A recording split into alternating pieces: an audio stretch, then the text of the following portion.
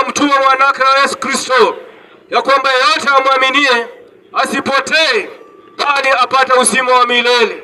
Na wakati Yesu Kristo alipomaliza kazi njema pale msalabani, alisema ya kwamba mamlaka yote juu mbinguni na duniani amepewa yeye, na hiyo mamlaka akapatia wanadamu ya kwamba wakaweze kuenenda na kuambia watu wote wamrudie na kuachana na dhambi zao, ili kwamba wakaweze kurudia damu ya msalaba.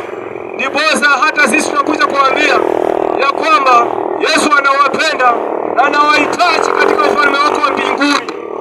Watu wa Mamlo, tunawakaribisheni wote, kwa kuwa Yesu Kristo ameenda kutuandalia makao, na haya makao haitaenda kuingiwa na wale wenye dhambi, bali Yesu Kristo anataka wale ambao wametembea katika unyoofu, ambao wamejiandaa kwa kuja kwa Bwana wetu Yesu Kristo.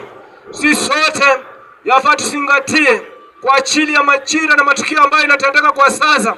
Kiangalia katika mainchi mbalimbali zinainukiana kwa ajili ya mambo na ama rasilimali za dunia hii, lakini Yesu akasema ya kwamba mkiona mambo kama haya yote yametukia, tambueni ya kwamba sasa wokovu wenu umekaribia zaidi jinsi mlivyo hata tarajia.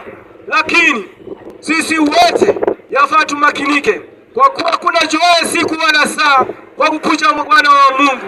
Ndiposa tunawakaribisha ya kwamba tukaweze kuja katika hii safari kwa kujiandaa kwa kuja kwa Bwana wa Mungu, kwa kuwa majira yameisha